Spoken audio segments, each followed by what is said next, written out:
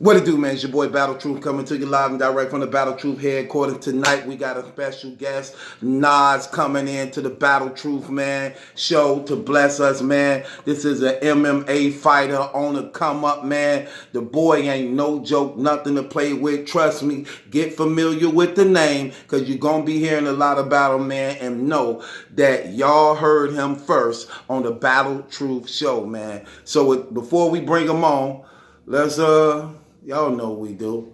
Play a couple of these jams right quick. You know what I'm saying? Y'all know what we do.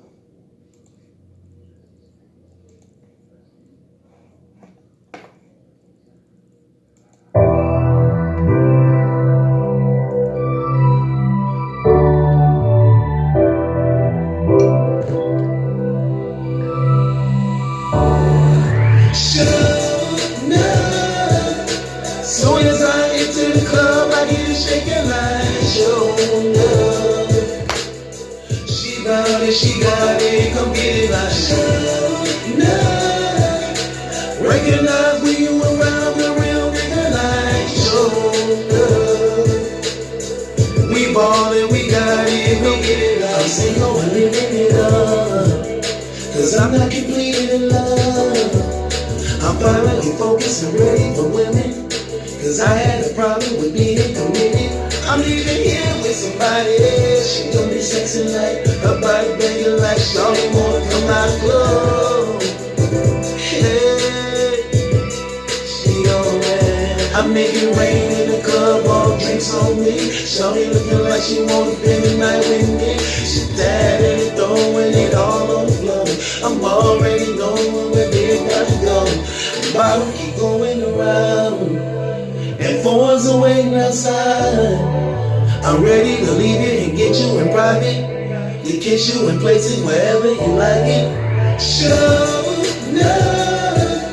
As soon as I enter the club, I get it shaking like show love. She got it, come get it like show love. Recognize me around the real nigga like show love. We ballin', we got it, we get it right. Little mama, let me know right now it's really good. I wanna show you off and take you out the hood. Right now you know the money ain't a problem, so let a player help you with them problems. Them ain't niggas don't change, niggas don't dead, y'all. You mess with me, you get the D, gon' dead shot. Make up your mind, cause you gotta know for sure. I'm leaving here with somebody. She gon' be sexy like her body banging like Shawty wanna come out club. Hey, and you gotta know for sure. I make it rain in the club, all drinks on me. Shawty looking like she wanna spend the night with me. She tagging and throwing it all on the floor. I'm already knowing where they about to go. Soon as I enter the club, I get it shaking like show love. She got it, come get it like show love. Recognize when you around the real nigga like show love. We ballin', we got it, we get it like bounce with me, mama. Bounce for the mighty dollar. Bounce with me, mama. Bound for the mighty dollar. Mama.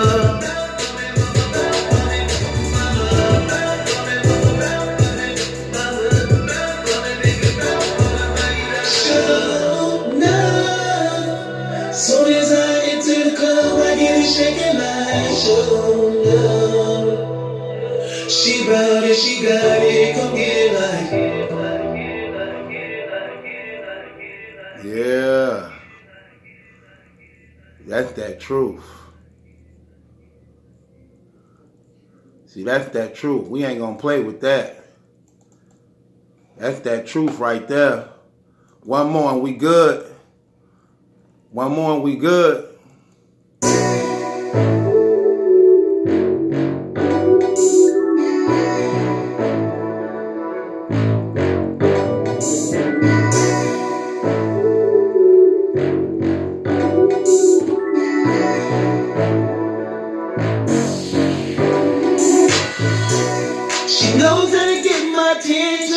no denim. And shorty got a body like a dancer. She winning. She's beyond beautiful. Turn me on. She makes me wanna fall in love. Shorty know I ain't single, so somebody gotta get close. She ain't really with the down low. She like fun on the outdoors. I can't deny it. Should I stay or leave? I'm undecided. You know I'm feeling you. You know I don't want me to leave. You know it's going down if you wanna, but I'll ring it all if I have to. You know I'm feeling you. You know I gotta want me to leave. You know it's going down if you wanna, but I'll ring it all if I have to. We ain't gonna act like I'm doing something wrong. I can't say no when someone better come along. I'm not trying to hurt no one. What if she is that missing one? I ain't saying we ain't got love. I ain't saying we won't work out. But I know what's not. Saying to me is what she got. And I'm gonna let this moment when I pass me by. But there's another part of me that's telling me, you know I'm feeling you. You know I gotta want me to leave. You know it's going down if you wanna, but I'll ring it all if I have to. You know I'm feeling you. You know I gotta want me to leave. You know it's going down if you wanna, but I'll ring it all if I have to. So much I could lose, but I gotta choose. I ain't gonna just lie, deny it. One thing I know, love right now don't matter.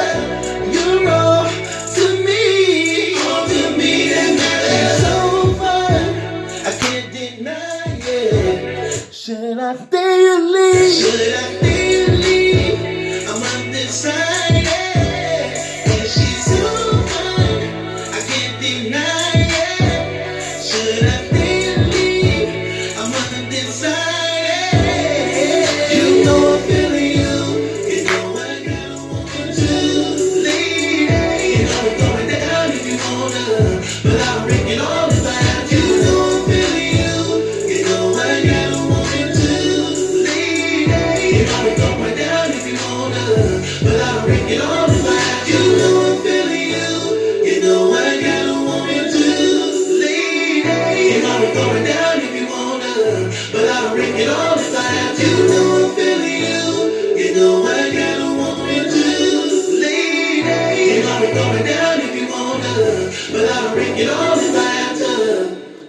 What it do is your boy Battle Truth coming to you live and direct from the Battle Truth headquarters, man. We got a poppin' fire show tonight, man.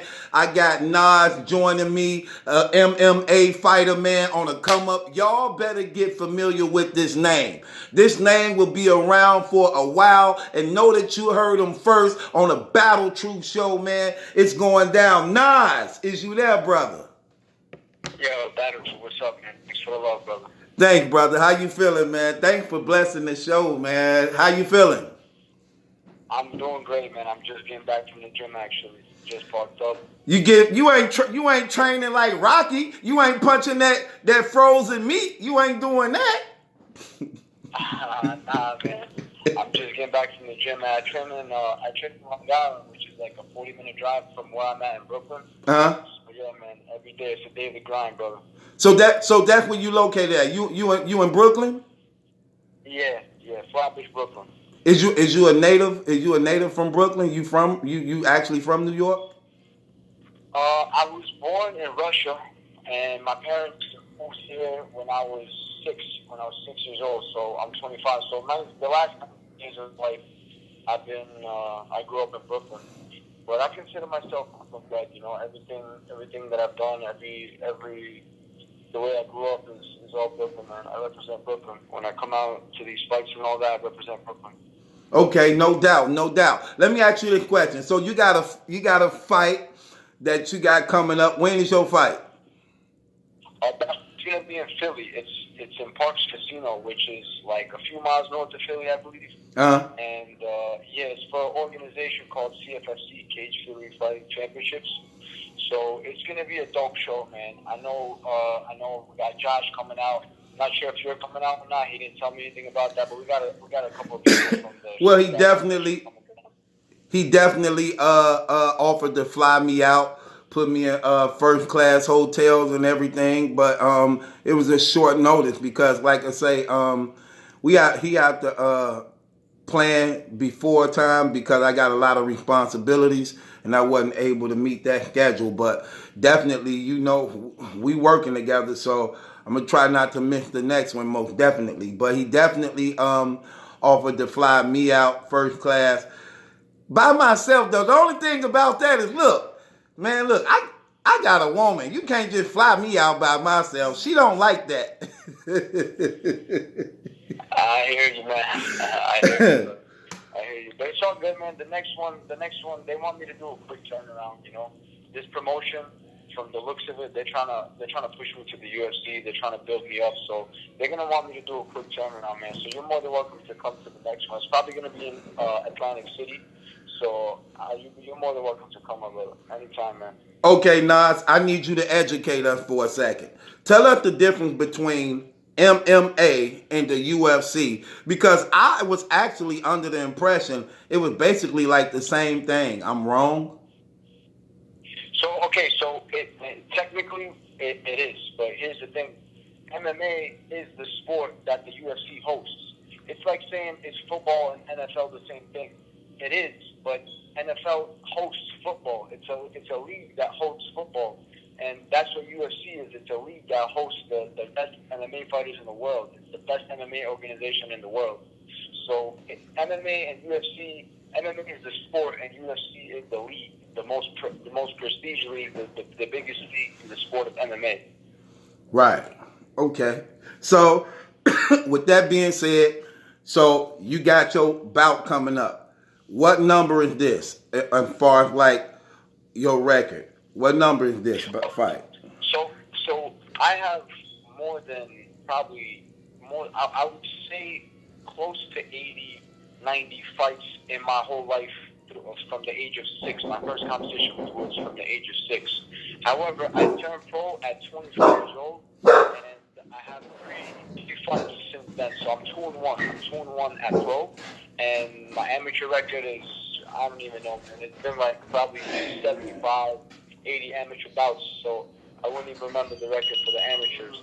But yeah, but my pro MMA record is 2-1 currently. I'm glad you go straight down. Okay, so let me ask you this question right here. So 80 fights? Oh, what's that? I couldn't hear the question. 80, did you say 80 fights? Get over here, Farrah. Get over there. No, you good. Get over there. 80 bouts. So basically, I fought in. Get in there. Straight down. I fought in kickboxing. Yeah. I fought in straight judo. down. I fought in all kinds of different disciplines. And combined over the years, that is how many fights I've racked up. About 80 to 90 fights. Right. Okay, so let me ask you this. So the organization you under right now, what is it called? It's called Cage Fury Fighting Championships. So this organization right here, so basically this is how it works. It's a similar concept to like college football, college basketball. You go to college basketball, for example, and you go to university, let's say Duke, right? So on the East Coast, we have maybe 3-4 shows that feed guys to the UFC, like the UFC signs guys from these promotions. So I'm fighting for one of them. And in my opinion, and in popular opinion, this is the best promotion to fight for that the UFC is picking up fighters from right now. So basically, in terms of, if I was to related to basketball, I'm in college ball right now.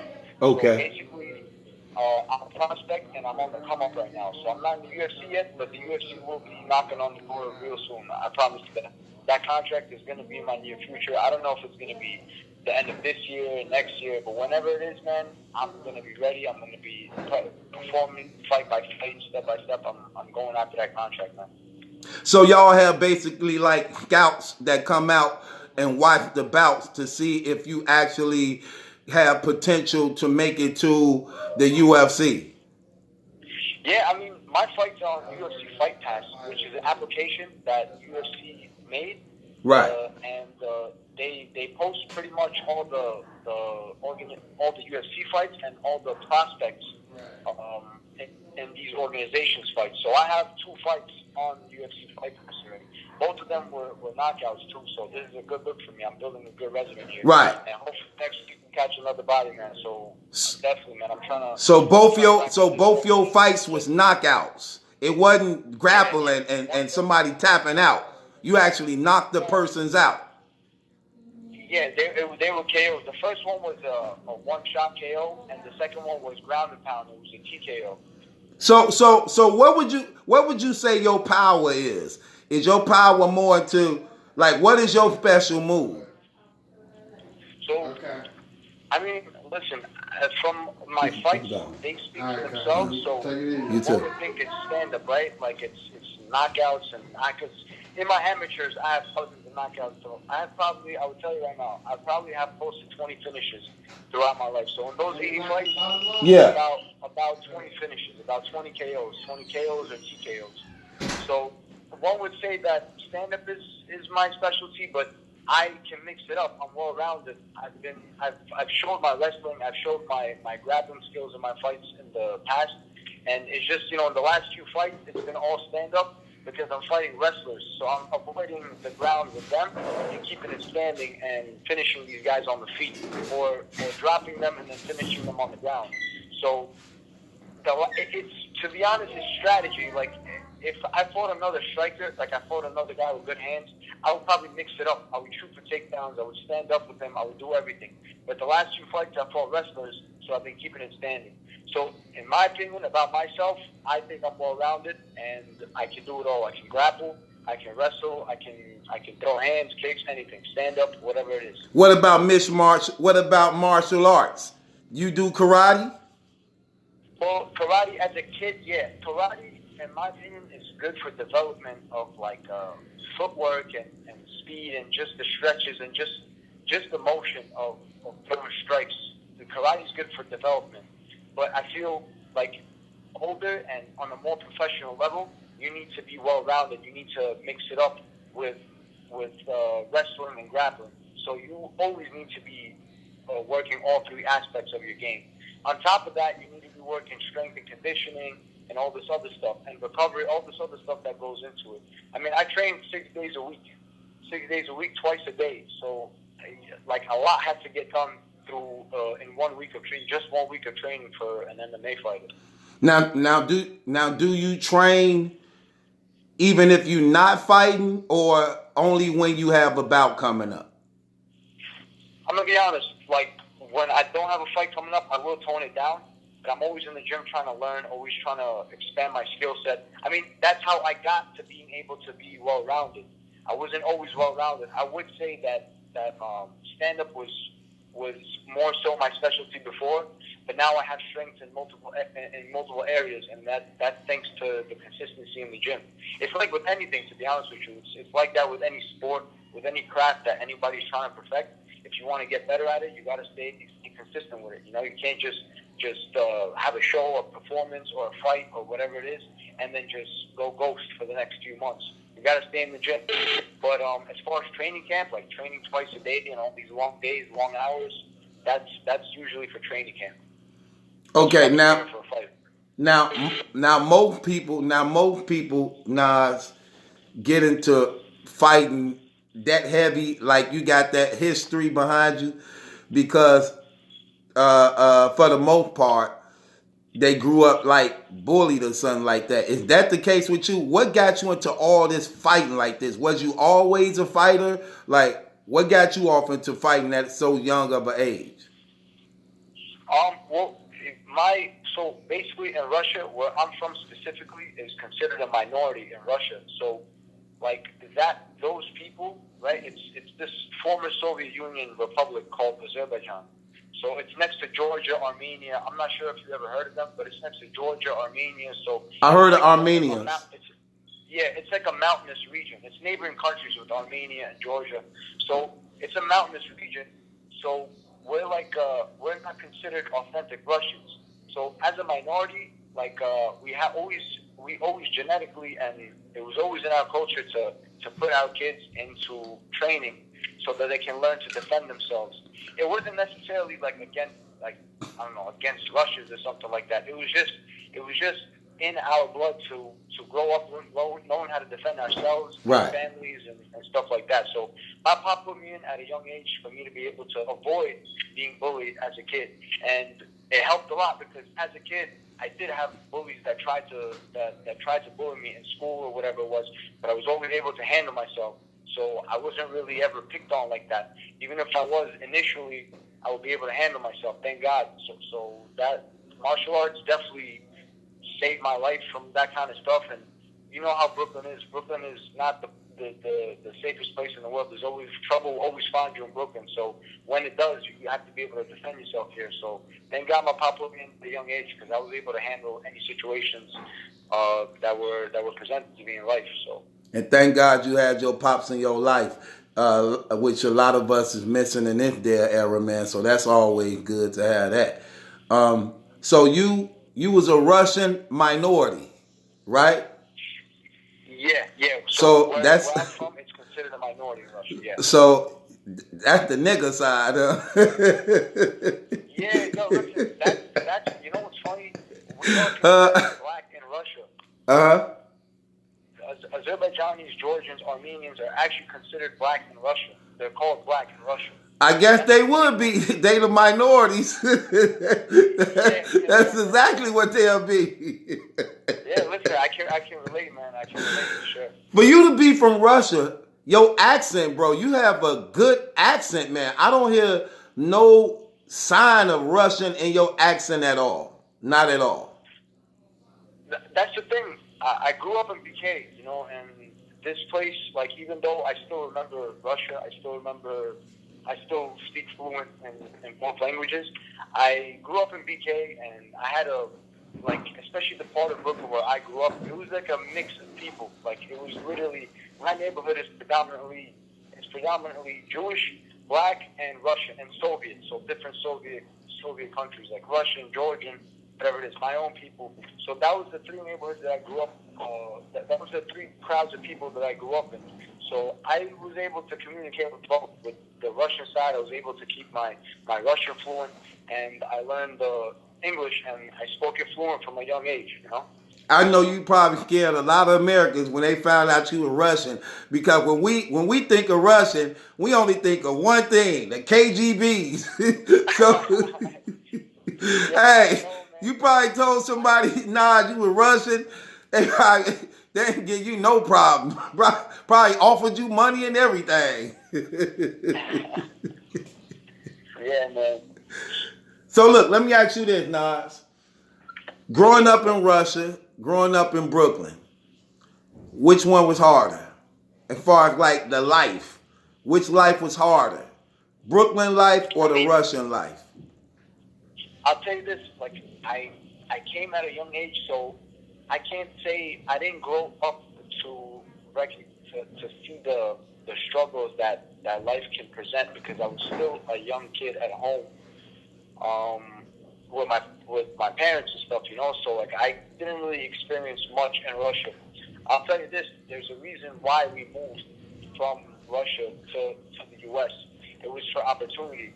Now, Brooklyn and New York as a whole, even to this day, it's always going to be tough. You know what I mean? Like, especially I say this, you know, if you want to be something in life, it's going to be tough. No matter where you are in the world, it's going to be tough. Yeah, it's true that some places are going to be easier than others, but at the same time, if you want to achieve something great in your life or be something in life, I feel like it's going to be hard regardless of where you are. But the Russia in the 90s was no joke. It was a crazy place, and there's a reason why my family escaped that and relocated to the U.S. So the U.S. is still rough, but it's a different kind of rough. You know what I mean? And I'll definitely, as far as opportunity goes, as far as lifestyle, I would definitely choose the U.S. But Russia, I'm sure Russia's better now, but in the 90s when we moved from there, it was a crazy place. Okay, let me ask you this question. So you learning how to fight. You learning how to fight. Your dad teaching you how to fight so you can be able to defend yourself. Was there ever a bully in your history that you had to overcome? That if you didn't defeat him, you at least made that fight so balanced that you never really had to worry about being bullied again. Or was you the bully after you learned how to learn all them moves? So aside from fighting, like I developed character probably because of my pop, probably because of growing up in PK, probably because of having born in Russia and moved over here, being an immigrant child. Like I also developed character because not everything is about fighting. A lot of the time, altercations don't even get down to fist fighting, especially today. Everybody's all bark, no bite. But if it does escalate to a physical altercation, to know how to defend yourself.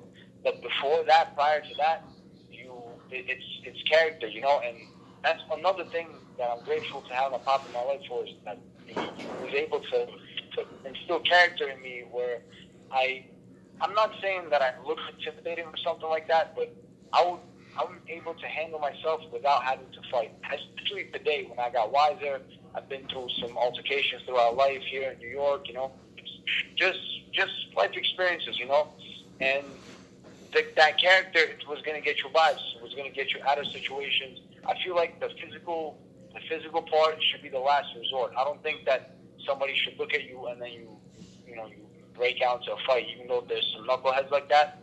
I don't think fighting is always the answer. I feel like character and being able to solve things without putting your hands up is much more impressive than just being able to fight. Like, if I start fighting everybody, it's going to be like using my hands as weapons, and that's the number one thing you don't want to be doing. Like, I could get in some serious trouble if I just get into a fight with everybody that pisses me off, you know what I mean, in my daily life,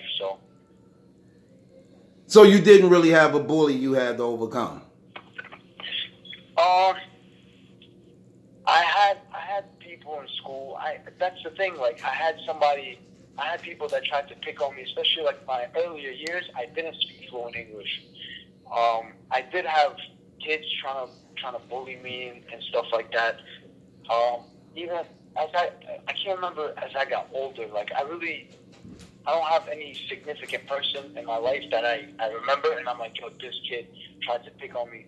But there were situations, even in the gym growing up, like probably when I was around 17, 18, I had some people that tried to bully me and stuff, but it wasn't in any physical way or anything like that. It was just people trying to pick on you, people trying to test you, just people trying to check you. That's all it was. Have you ever had a fight with more than one person? Fighting more than one person, like on the street or Period. In the ring? Just period. In the street? Yeah, period.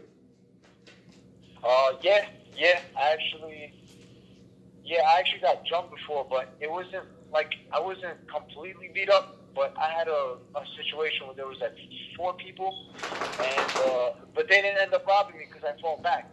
They ended up not getting anything off of me. They wanted to rob me, but they ended up not getting anything off me because I fought back, and I was able to, like, one of the dudes, I was able to crack them in a way where, like, the other 3 realized, like, yo, this kid can fight. He kind of, like, the situation, like, de-escalated on its own because of the way I cracked the other kid.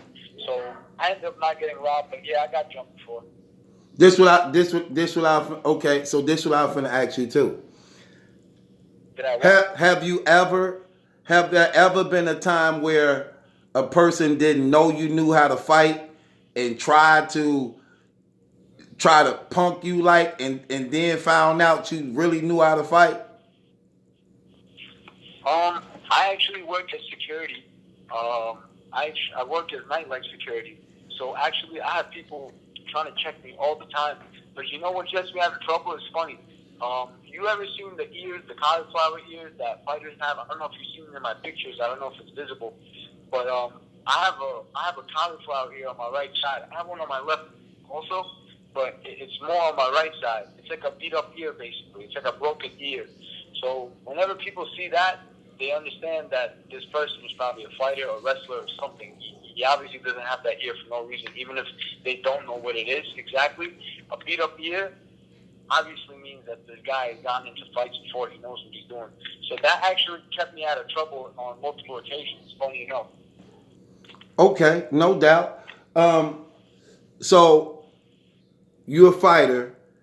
Are your hands registered, or what's the truth in that? Is there any truth in that? Do you have to be legally registered as a weapon when you are a professional fighter?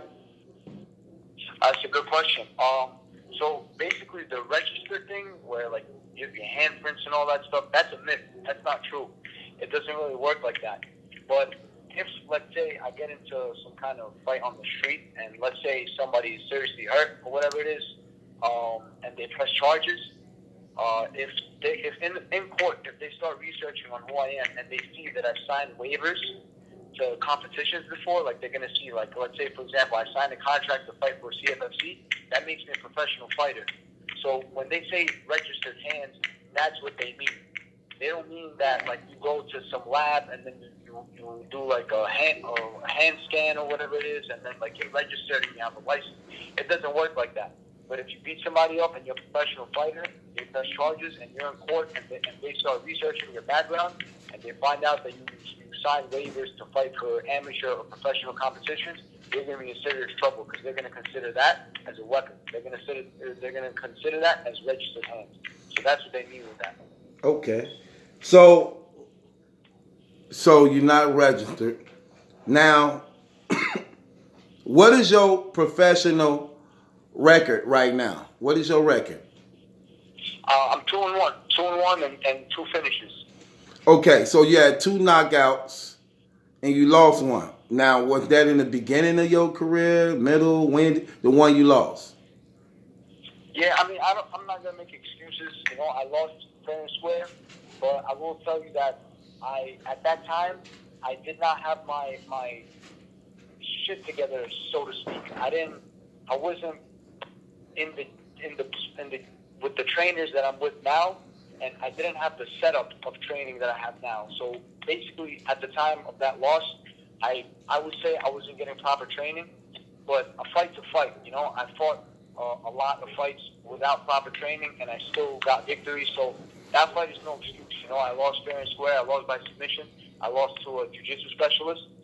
But since then, I've been working on that. I've been working on the holes in my game, and I would say today, after working on that and all that, I fixed the holes in my game, and I'm more well-rounded now, like I said. So yeah, man, I lost that fight. That was my pro debut. That was my first fight. And then last year, I followed up with 2 more fights, got those 2 victories, and here we go. Third one's next week, man. Next Saturday. Okay, no doubt. So when you a fighter and you going inside the ring, do you ever fear? Do the fear of ever thinking you're going to hurt somebody to the point of death come over you, or do you ever fear that may could happen to you? Do you ever think about that? Nah, man. I feel like the second you think any of those, either which way it goes, you fear of killing somebody or you fear of getting killed, I feel like the second that enters your head, when you're stepping in there, you lost. That's my opinion. So I actually don't think about, I don't, yes, it is a sporting event. It has a referee and everything, but at the end of the day, it's war.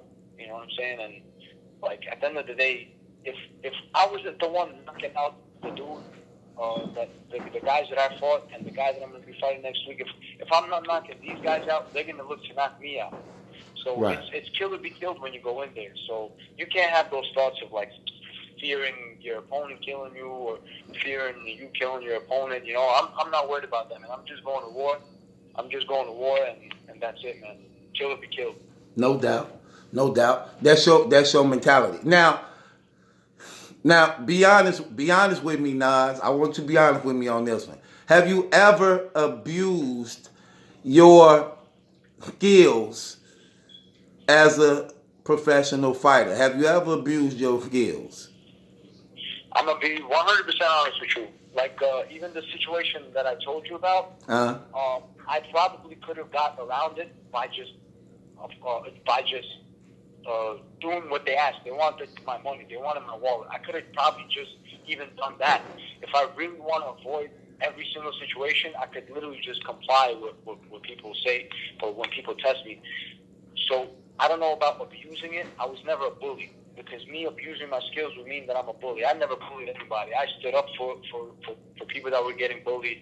I stood up for myself, but I never abused my skills, And to be honest, I've been focused from a very young age on becoming great at this craft, at this sport.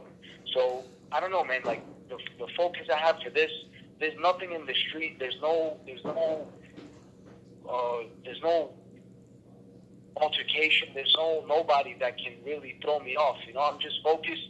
I keep my skills to myself as much as I can. Sometimes people will literally go out of their way to try and fuck with you, and you have to stand up for yourself. But as far as abusing my skills and like bullying somebody or anything like that, I never did that. Okay. So with that being said, what was it that made you want to be a professional MMA fighter? Who did you have any type of influence that made you want to do that? Like, how did that ended up happening for you? So I started training before I ever even started school. As a kid, as a young kid. I told you, man, 4 years old, or what was it, 3.5, 4 years old I started, and my first competition was at 6. Like, I've been competing and training before I even started school. I started school, I went to school. I was not the greatest student. I wasn't like, I didn't cut class every day, but I wasn't the greatest student. I'm not gonna lie. I wasn't like, probably just, I don't know, probably could have been better than what I was. And around high school, I won a national kickboxing tournament. So champion of the U.S., kickboxing champion of the U.S., 2-time kickboxing champion. So I won both of those in high school, and that kind of lined things up for me, because I'm about to end high school, and I don't have nearly the same interest for going to college or for school as I do for fighting. So from that point, from about middle to the end of high school, I was kind of making the choice of which one of those paths I'm going to go down, and I stuck with fighting. And to this day, I'm still hustling, still grinding for my dream, for that goal of being in UFC, for that goal of securing my future financially through fighting, and not through anything else. So it was about the end of high school when I decided that. Okay, so you decided on your own. Yeah, I mean, listen, my family did not support me in the beginning. Like, I did not have. There was a point where I was by myself. Like, it was just me, and everybody else was telling me, "Yo, don't do this, do that, go to school." Everybody had an opinion. Everybody had something to say. Everybody was telling me, "Yo, don't do this, don't do this. You're not made for this. You can't do this." But at the end of the day, I was just stubborn, and stubborn usually isn't a good quality, but that was a quality that benefited me, because at least I'm here. I am where I am today because of that. Because I was stubborn, because I didn't listen to what anybody was telling me. I didn't listen to anybody's doubt, and I just stuck with what I love to do, what I truly had a passion for, and I broke through. And I'm not where I want to be. I'm not in a position right now where I can say, I told you so. You see, everything was great. Because I'm still grinding. I'm still on the come up, like I said, and there's still a lot of work to be done before I can say, you see, I was right and you were wrong, to anybody that doubted me. So I still got a lot of work to do, but I'm loving the journey, man. I wake up and I love what I do. Right. I think that's one of the most important things. I think that itself is a victory for me, because when you love what you do, you don't even feel like you're working. And this is what I do. I train people. I train myself. I train twice a day myself. I work on the weekends as security. There's not a thing. There's not one thing throughout the week that I do that I don't want to do. Where I don't want to be. Okay. So with that being said, are you a fan? Are you a fan of watching the sport in itself, UFC, MMA? Absolutely, man. Absolutely. I'm 100% in on the sport as a fan, as a competitor myself, and everything about it, man. I'm a huge fan of boxing, of MMA, of a lot of combat sports, but my two favorite sports being boxing and MMA. Okay, you mind if I ask you a couple questions on that as being a fan? Anything, my brother. Anything. Okay, so when it was announced Mayweather versus Conor McGregor, did you believe Conor McGregor had a chance in a boxing ring against Mayweather? Did you believe he actually had a chance? I think okay. I'm gonna be honest. As much as I support my MMA guys and I love the occasion, and as much as I supported Conor McGregor, realistically, I didn't think he had much of a boxing chance to outbox one of the greatest boxers of all time. Like Mayweather the boxers like Mayweather come around once every century. You know what I mean? Right. 48 and 0 at the time. So as far as boxing goes, no, I don't think in a 100 fights McGregor can outbox Mayweather. But McGregor has this thing to him. He has this miracle thing to him. You know what I'm saying? Like, I don't know if it's like that. Like, I don't know if it's his aura or something about his energy. He just pulls off miracles, and we've done it in the past against some of the greatest fighters in MMA. So, I thought that he was capable of pulling off a miracle and being one of the greatest boxers of all time. But as far as strictly boxing goes, a one-on-one in a boxing match, I don't think in 100 fights McGregor can outbox Mayweather. Mayweather is one of the greatest of all time, and he's a boxing genius, and he's years ahead of McGregor as far as boxing goes.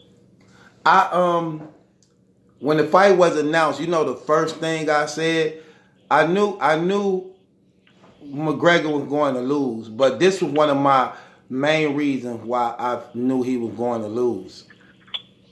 It was conditioning. When you look at the rounds in MMA compared to Mayweather don't really knock people out. So he just go the distance. He always, for the most part, go the whole 12 rounds and win on the scorecard. I figured that was going to play a big part in Conor losing that battle as the rounds went on.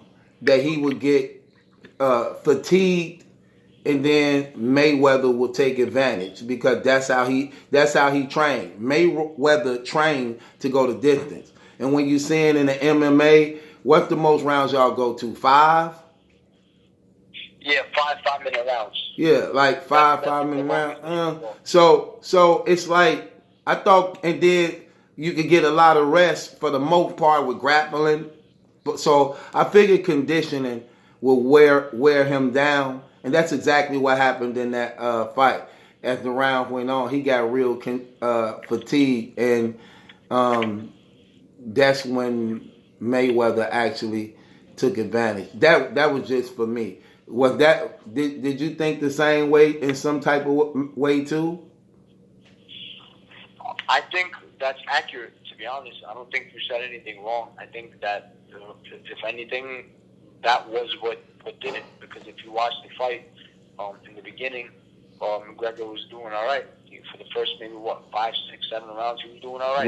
Right. He won a few rounds, and even to win a few rounds against Mayweather is already an achievement, an accomplishment in itself. Right. But Mayweather is, he is boxing. He's as seasoned as boxing comes.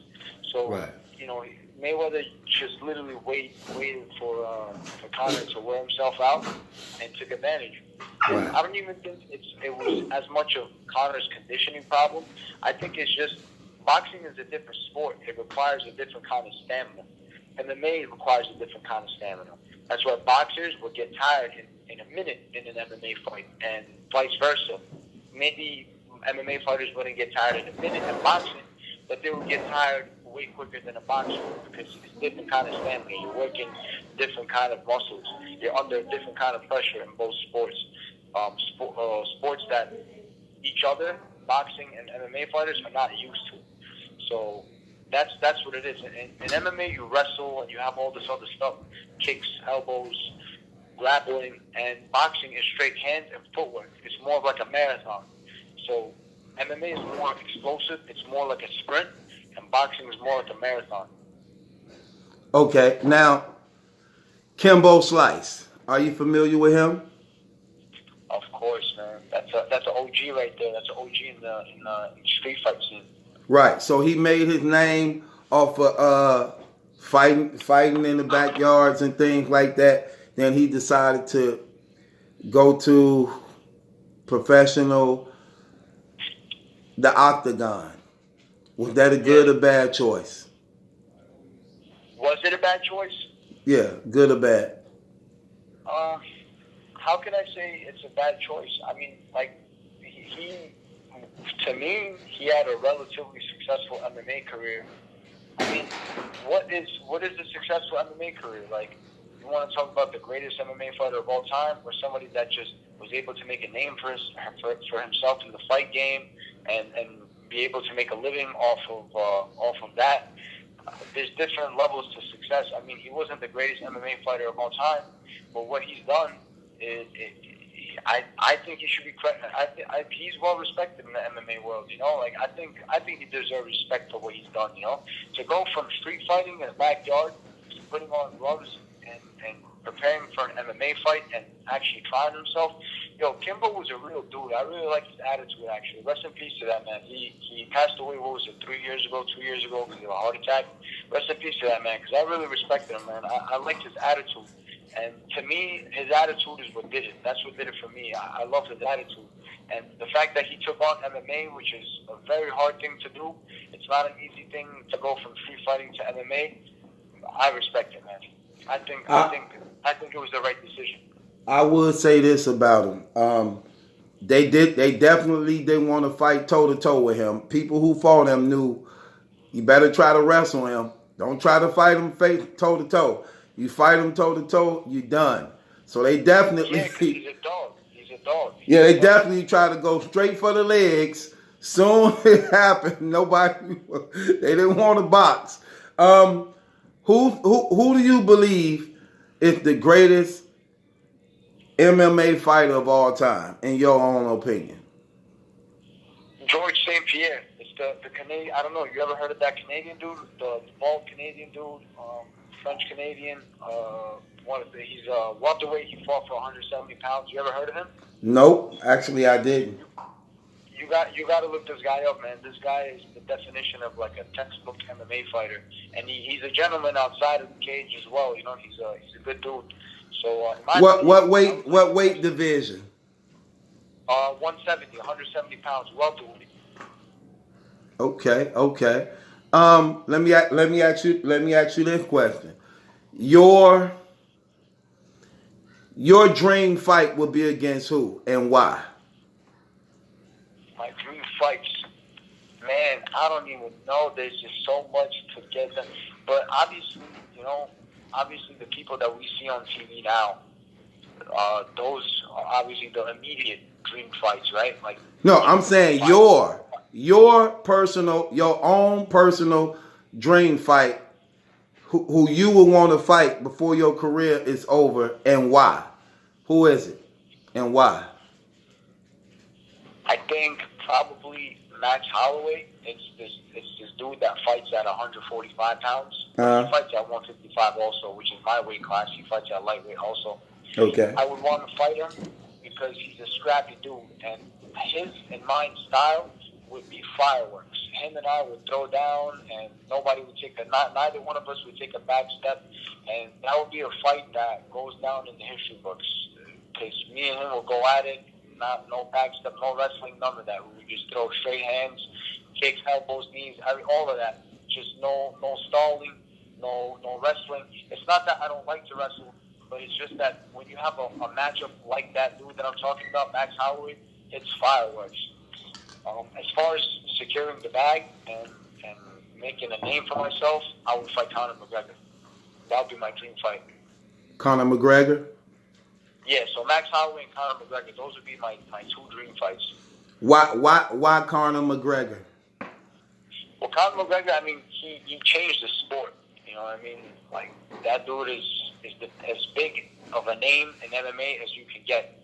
So for me to fight him would mean, I don't know, it just, and any fight with Conor McGregor, it goes down in history. Like, when people look at Conor McGregor's record, they're gonna see all the names he's fought. And when they're gonna look at my record, they're gonna see all the names I fought, and one of them being Conor McGregor, which is one of the biggest stars the MMA world has ever seen.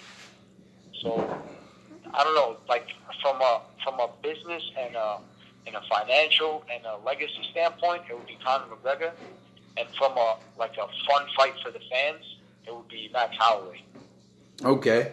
Now the name Nads. How did you come up with the name Nads? Where did that name come from? So my full name is Nazim. Okay.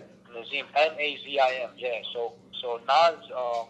Everybody's like, yo, like the rap. Every time I tell people my name, yo, what's your name? I'll be like Nas. Like the rapper. I'll be like, yeah, almost like that. But my Nas is with a Z.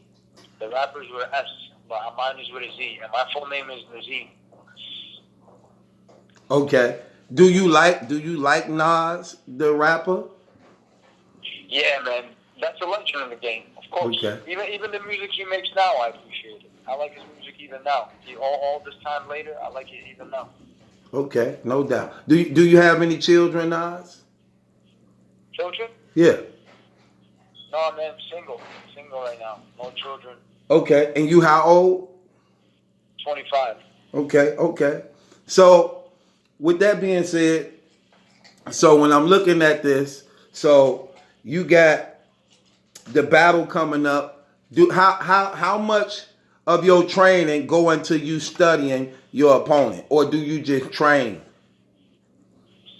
Not much. I mean, I look over my opponent's strengths. I look at his background. Is he a wrestler? Is he a striker? And I just get to work, and I just work on perfecting every area of my game. I don't focus too much on what he's gonna do. I focus more on what I'm gonna do, because I'm prepared for anything. I'm prepared for however the fight's going to go, whatever scenario, whichever situation I'm going to be in. I just train to the best of my ability in the gym, and I make sure I'm prepared for anywhere the fight goes. So I already know my next opponent is a wrestler. I already know he's going to be shooting for takedowns and all that stuff, but I'm going to be prepared for that. I have an answer for that, and I'm looking to make a statement with this guy as well. I'm looking to finish him just like everybody else. And like I said, man, it's kill or be killed. I'm ready, man. It's what are we, 10 days, 11 days away? I'm ready to go, man. Okay, so with that being said, are you, now when you say you train, do you train or do you actually have a trainer? Yeah, I have a trainer. I have actually multiple trainers. Okay? I have a trainer for my MMA game. Okay. I have a striking coach. I have a jiu-jitsu coach, and I have a strength and conditioning coach. Like I told you, man, MMA, you got to work on so many different aspects. It's not just one thing. It's so many different aspects. So you got to work on a lot of things. So I have trainers. That specialize in different fields that complete the game of MMA. Okay. Now, in this battle rap community we have this thing where a lot of the leagues, not a lot of the leagues, but some of the leagues now want to incorporate and get into contracting the battle rapper so that they don't go nowhere else to battle for their selfish gains and reasons. Is that the same in MMA? Are you contracted? So I'm contracted, but with the minor leagues, with the leagues that I'm in right now, the come-up leagues, they don't force you to big contracts. They offer like 3-4 obviously for selfish reasons. But I have a good manager, so he's able to get me one fight deals. Take one fight at a time. The UFC, they won't have one fight deals. They usually do 4 or 5 or whatever amount of fights they do. They usually have the same thing where they have contracts where they keep you to their organization. But the smaller shows, the shows that we fight for right now, they don't really do that too much. Okay. So I was saying that because I actually wanted to know how that go, like business wise, when protecting the boxers and things like that. So with that being said, man, I really want to know how did you ended up, no, not only not how did you end it up, but the Strict Dad Foundation with Josh. Um, how did you end up coming across Josh and actually that happening? So me and Josh worked together at that security job. Okay. And we always chop it up about boxing, about fighting. We All get right. conversations on the job for like 40 minutes at a time sometimes. So we always talk about fighting and stuff. And I told him about the upcoming fight. And he actually brought it up as an offer himself. He brought it up. He's like, yo, listen, I run this Nads foundation. He told me about it. I thought it was a great idea. I think it's a great thing to be a part of, just because it's such a positive movement. No doubt. Just because Josh looks at me as somebody that can be an example for Right. for the young fathers and the kids and stuff. So Right. listen, at the end of the day, my passion is to be able to motivate and inspire. At first I thought, like, even just my neighborhood, if I can inspire kids just from my community, just from my community of people, the people that are following me now, if I can inspire, motivate them, that would be great. But if I can be part of something like Strict Dad Foundation, where there's an entire other community, and I get to be a part of that, and I get to inspire and motivate kids, fathers, whoever's watching, whoever's following, that's even better, man. It's been a dream of mine ever since. It's funny. The Drake God's Plan video? Yeah. So I watched that last year, like almost 2 years ago, I think it came out. And I was sitting there with my boy, and I'm telling him, like, listen, one day I'm going to get up there in this game, in this fight game, and I'm going to be able to do this for people. I'm going to be able to motivate, inspire kids like this. And before you know it, like, I'm getting this offer from Josh. I'm having this conversation with him about him sponsoring me and me being able to be a part of Strict Dad Foundation. So if anything, I feel like that's something that God sent me in order for me to be able to start what I once had dreamt of, in relation to the God's Plan video. Right. Me too, man. I feel the same way. I felt when he reached out to me and ran it down to me, I couldn't resist. Especially as being a man, when we see that's what's really hurting the core of families. There's not enough men owning up to their responsibilities, being involved in their children's lives. And what happens is, when you abandon that post, your children become society's problem. You know what I'm saying? And I'm looking at how I could be a difference, giving the goodness that's in me to somebody else to help make a difference also in their life too. So I definitely was on board with that, man, because it's definitely needed. We rarely have enough men that's willing to come together to be united and support one another. And once we can start fixing that problem, we definitely have a better chance at building a better future and world. So I was definitely on board with that too. So yeah, when he told me about y'all situation and reaching out to you, I was like, man, that's real. And it's crazy. You have the mind of like a 40, 50-year-old man to be only 25 years old. You so humble, respectable.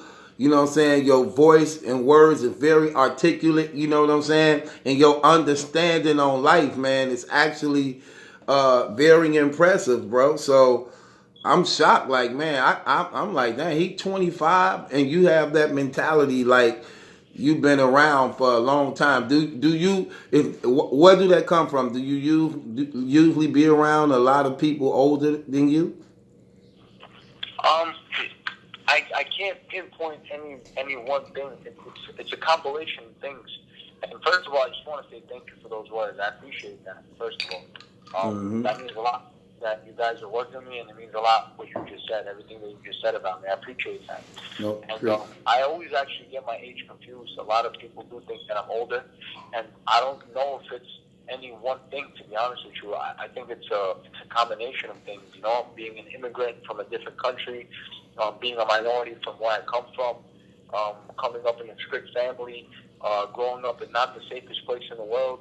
And it's not even about safety. It's just I lost a lot of friends, and I lost a lot of people that I know, a lot of colleagues, a lot of people that I know to stupid things, to things actually that could have been resolved or not happened in the first place if there was a father figure around in these people's lives, which is another thing that motivates me with the Strict Dad Foundation thing, is that some of the kids that I lost that growing up with me, some of the kids that I lost, it was due to drugs, it was due to getting caught up in the streets and stuff, and maybe I could have got caught up in the same life.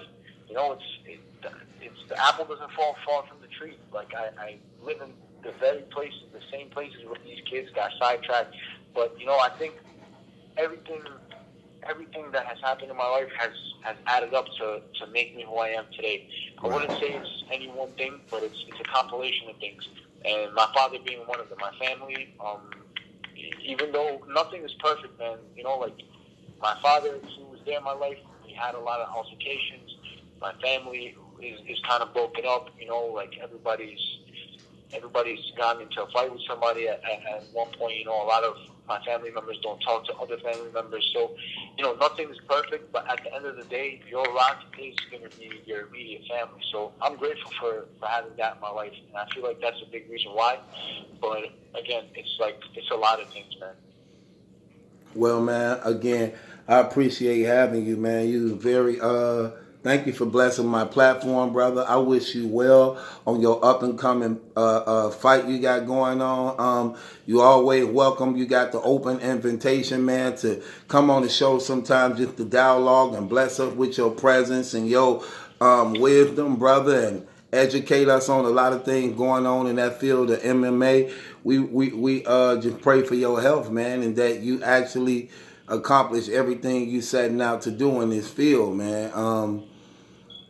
Man, you really opened me up to some things that I wasn't even knowledgeable of concerning MMA and the UFC situation. So with that being said, bro, anything you want to leave our people with, where you can be? Do you do social media and stuff?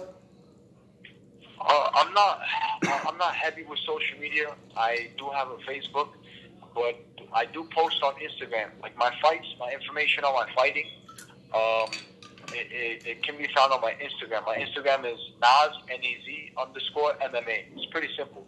Naz_MMA. So I usually post my fights and all my upcoming shit on there. But I'm not a big social media person.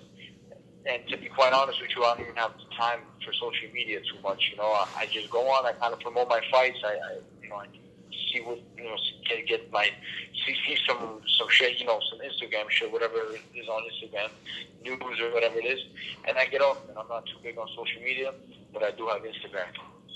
Okay. One of my fans says, Hayden Walker say, don't stay in there too long for health reasons. So don't fight too many years. So with that being said, when is the fight? The fight is February 1st? Yes, the fight is February 1st in Parks Casino in Bensalem, PA, Pennsylvania, which is a few miles north of Philadelphia.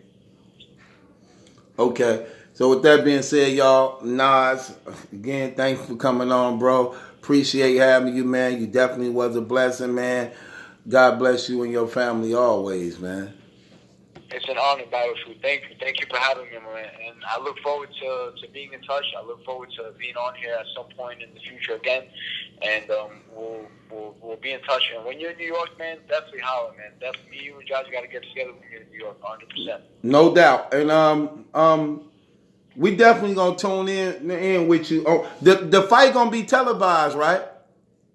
It's on the app. It's on the UFC app, UFC Fight Pass. Okay. You can access it. Actually, if you do keep up with my Instagram, I will be releasing information on that there. If not, there's a website that the organization CFFC they have information on there as well. It's cffc.tv. CFFC.tv. So they'll have information. I'll have information on my Insta where you guys can tune in and check out the fight. Okay. Oh, before you leave, let me ask you a question. Do you watch battle rap? Well, I don't watch it on a regular basis, but I am familiar with names like Disaster, Matt Hoffa. I'm familiar with probably the 2016, 2017, 2018 team. So I do watch. I like Arsenal. I like DNA. I like certain battle rappers. There's a lot of battle rappers from Queens that are dope. I've watched a bunch of battle raps on YouTube, but I probably wouldn't be able to name every single hottest battle rapper in the game right now. But I do know. I do a little bit. I would say to a certain extent, yeah. It's definitely different than hip hop. It's not just music. It's different. It's different art. So. Okay. No doubt. So thank you, brother, man. God bless you, man. Be safe out there. I appreciate you, brother. Thank you so much. You too. Nads, y'all. Thanks for blessing our platform, man. Shouts out to Nads. Be tuned in, y'all. We gonna give y'all updates. Yeah, hello. It's Sluggo, man. 6'8", 268 pounds, full of muscles, man. I see you was afraid to let me get on with that fake kickbox. I wanted to challenge him to a fight for $25,000. He was afraid and telling people up in the comments that this ain't no game. Oh, boy. That kickboxer is a punk. He talk like a punk. The only reason he got into UFC because Sluggo used to beat him real. Get. I used to beat him up. Oh, Like you. grammar school. So you was the one who he started training because of. Yeah, that's correct. Okay. Sluggo, everybody. 6'8", 268 pounds, full of muscles. So did he hit you in the mouth yet? He couldn't even get close to me, Battle Truth. I heard he hit you in the. I heard he hit you in the mouth and they dragged you off on the sidewalk and a drunk man pissed on you. Firm head, Battle Truth. Listen up, firm head. Hey, I'm just telling you what they said. They said that he knocked you out. A crackhead drug you to the side. No, it wasn't a drunk man pissed on you. A dog. A dog walked by, lifted up his leg, and pissed on your face. Firm head. Firm head. Is that true? Is that true? Firm head. Listen. No, I'm just saying. Did you get knocked out and a dog pissed on you? Is that true? Now listen here, firm head, because we live live, right? I want to know, you always saying, to get my merchandise, you got to be real. You got to be certified. The only people that's going to buy that merchandise is 45 years old and up because the hat and the shirt is not good material. Now, Well, it's a lot of people buying it right now, brother. why do we got to go through a screening to get some merchandise? So do you want? I want to go through my screening right now, permit. You already got your merchandise on the way. You already did your screening. Okay, now listen, person. And you failed. And you failed. Because you know why? And you failed. Sluggo passed his real under his screening. He failed. Sluggo failed his real under his certified screening. He failed. Now look, permit. I how is you going to figure out that a person is real or fake? Permanent.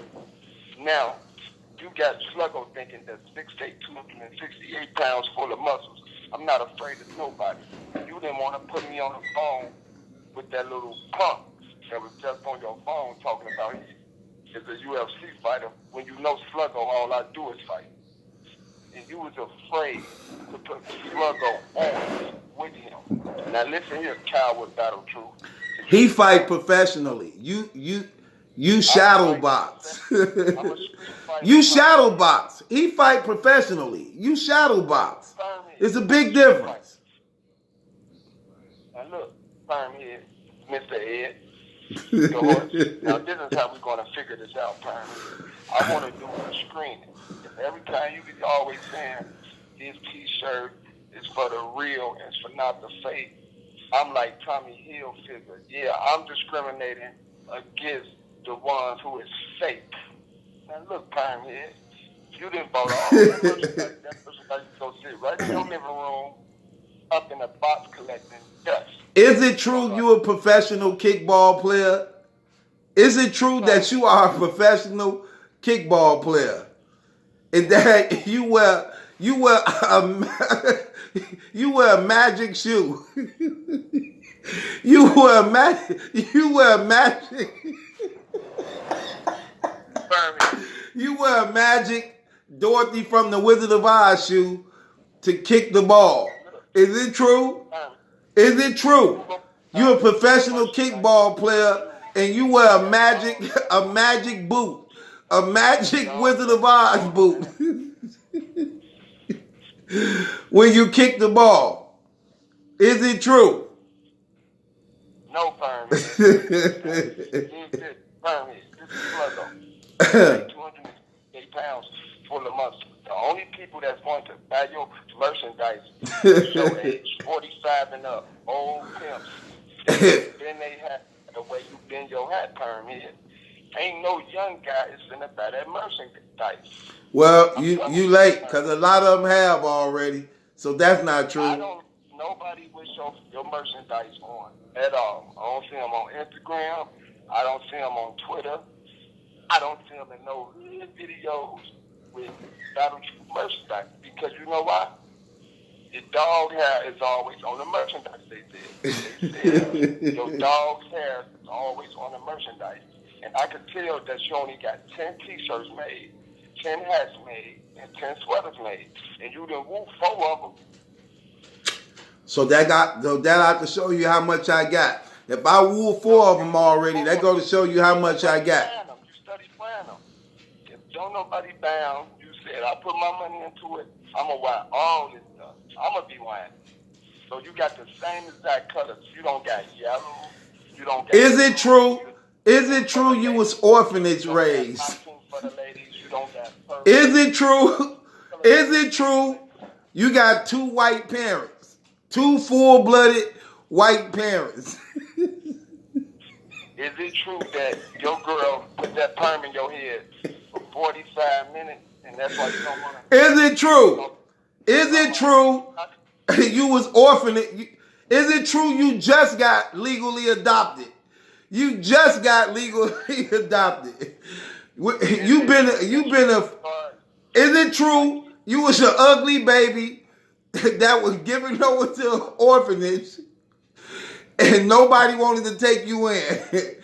You was in 7, 8 orphanage houses. Is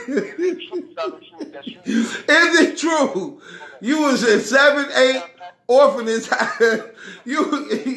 You went to 7, 8 orphanage houses. You don't even got a car. I guarantee you. It looks like you can't even drive. Oh. Is it true that you can't drive? Is it true? Is it true? You went to 7, 8 Antoine Fisher houses. Antoine Fisher. Antoine Fisher. Is it true? Answer the question. Man But you be having your head turned to the left, to the right. Answer the question. Is it true? Exes go to church now, right? Orphanage. Is it No, true? hold on. You got two. Is it true you got two full-grown white parents? You got two full-blooded white parents and the Asian Godfather. Is it true? Is it true that you take out your top teeth when you go to sleep? You ain't answering the question, brother. When you go to sleep, because you got false teeth in your mouth. Is it true? Is it true? Is it true? Is it true? Is it true? Your last name, Schwarzenberg. Is it true you got a white last name? Your last name is Schwarzenberg because you was adopted. You got two full-blooded, blonde-haired white parents. Is it true that your breath stank all doing it? Is it true? Schwarzenberg. Is it true? Schwarzenberg. All your baby mamas left you because your perms. Yeah. Is it true? Schwarzenberg. You trying to get a blue roll, like how they say in Milwaukee. You trying to get an S-curl, but your baby mama put a perm in your head. Oh. Of all your hair. I be killing this dude, y'all. Hey, I be putting up classic roast up against this dude, man.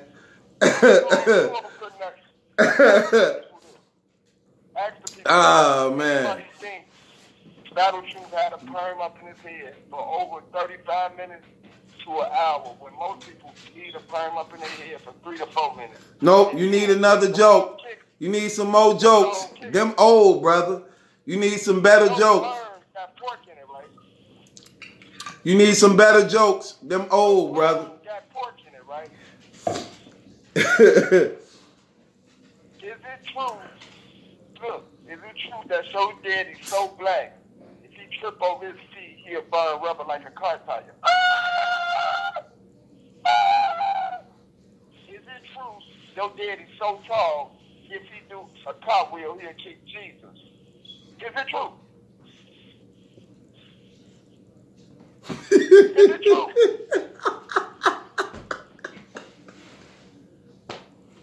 Is it true? Is it true that your daddy so fat he could roll over on $2 and make change? Is it true? Is it true?